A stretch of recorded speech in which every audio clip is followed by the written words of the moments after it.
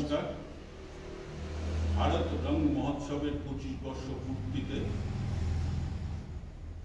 বিশ্ব জনরঙ্গ অঙ্গ হিসাবে বহরমপুর রঙ্গভূমির প্রযোজনা পঞ্চম বেদ। আমাদের নিবেদন আমরা শুরু করছি।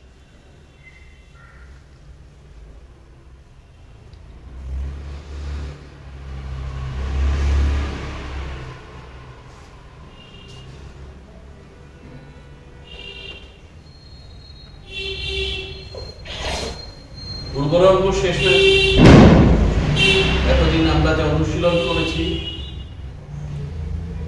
আজ সেগুলোই আরো গভীরভাবে জানার চেষ্টা করি পরীক্ষার মাধ্যমে। এসব চিত্রগণ গবেষণ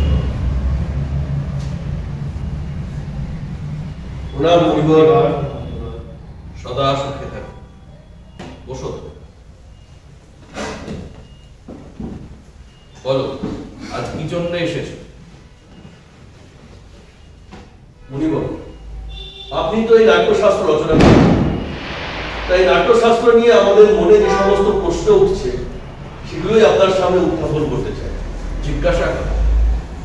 গুরুদেব, এই নাট্যশাস্ত্রের উদ্ভব কিভাবে হলো? এর উদ্দেশ্যই বা কি?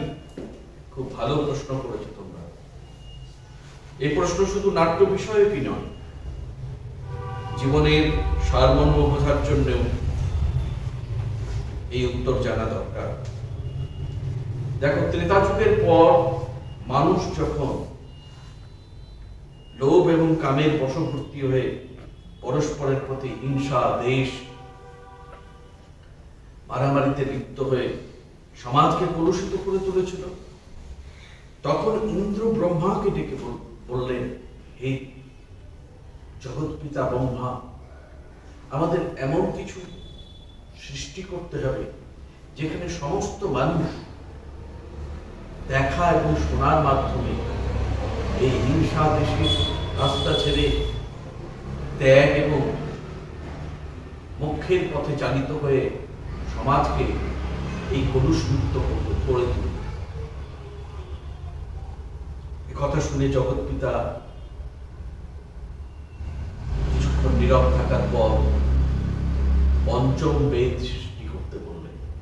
তারপর পঞ্চম বেদ অর্থাৎ এই নাট্যশাস্ত্র সৃষ্টি হলো। কিন্তু গুরুদেব, আমাদের 4 বেদ তো সকল জ্ঞানের আধার। বিশ্বের সমস্ত রহস্যের কথা সেখানে লিপিবদ্ধ রয়েছে। তাহলে সব জীবনের সব উদ্দেশ্যের কথাই যেখানে লিপিবদ্ধ রয়েছে, তাহলে আরো একটা বেদ রচনার কেন প্রয়োজন পড়ল? ঠিকই বলছো। দেখো, বেদ পাঠের অধিকার তো সবার ছিল না, তাই বেদ থেকে জ্ঞান অর্জন করা সকল মানুষের পক্ষে সুলভ ছিল। নাটকের মধ্যে দিয়ে যাতে সমস্ত স্তরের মানুষ সহজভাবে এই ধর্ম এবং মোক্ষের জ্ঞান শুনে সেই পথে চালিত হয়ে এই সমাজকে কলুষমুক্ত করতে পারে, সেই উদ্দেশ্যে নাট্যবেদ অর্থাৎ পঞ্চম বেদ। তাই ব্রহ্মা 4টি বেদের মূল তত্ত্বগুলো নিয়ে এই পঞ্চম বেদ সৃষ্টি করলেন। এই 4টি বেদের মূল তত্ত্বগুলো কি কি জানো? গুরুদেব, এই 4টি তত্ত্বের মূল তত্ত্বগুলো কি কি? 4টি বেদের শ্রবণ কর।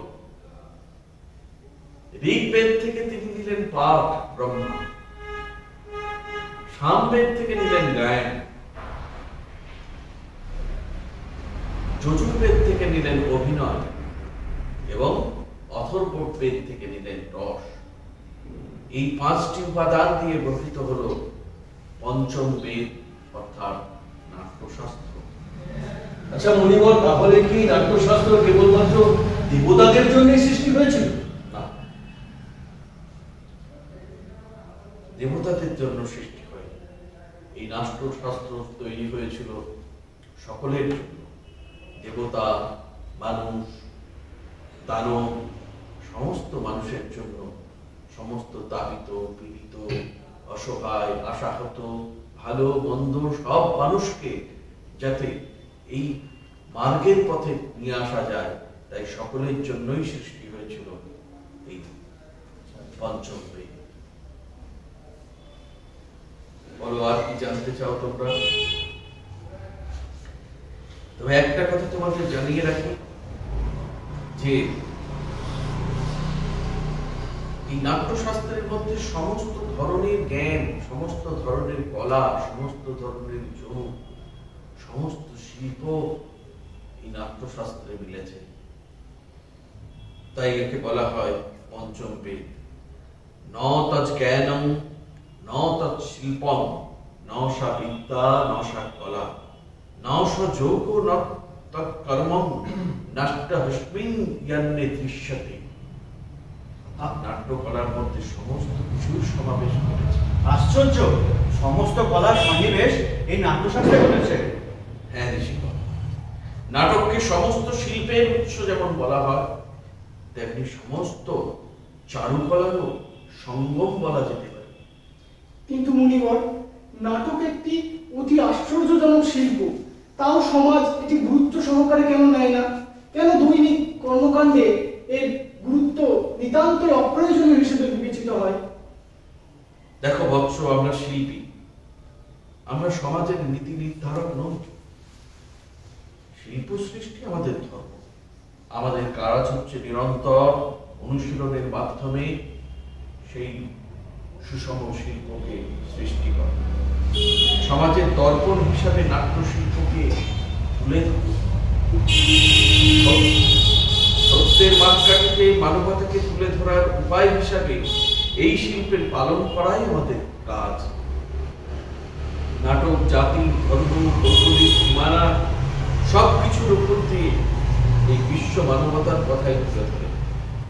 আজও নাট্যশিল্প সেই পরম্পরা বহন করে চলেছে। নাটকের এই বিশ্ব ভ্রাতৃত্বের ভাবনা সারা বিশ্বে একদিন সর্বরচনা করবে বলেই আমি আশা রাখি। ঠিকই বলেছেন মুনিবর, সংস্কৃতিবিহীন সমাজ তো পশুর রাজত্ব। ঠিক ঠিক। সমাজের কাছে আমার আশা, এই সমস্ত সমাজ, এই সমাজ যেন শিল্পীদের সেই মর্যাদা দেয়, এই মর্যাদা তাদের প্রাপ্য। কারণ আমি নাট্যশাস্ত্রকে পঞ্চম বেদ হিসেবে চিহ্নিত করেছি এই কারণে। পঞ্চম বেদ হলো সমস্ত জ্ঞানের আধার। কি জানলে? পঞ্চম বেদ হলো সমস্ত জ্ঞানের আধার। হে ঋষিগণ, আমার নাট্যশিল্পী পুত্রগণ, এসো আমরা নাটকের মধ্যে দিয়ে সমাজের কাছে সেই বার্তা তুলে ধরি। এসো আমরা একসাথে গাই।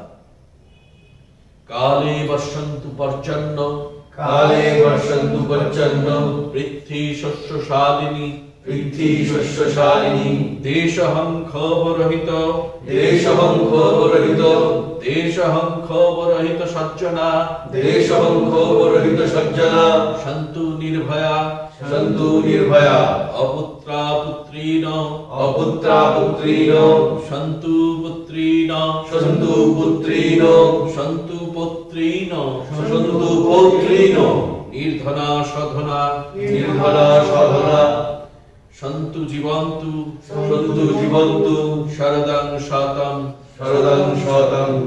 ওম শান্তি, ওম শান্তি, শান্তি শান্তি, শান্তি শান্তি।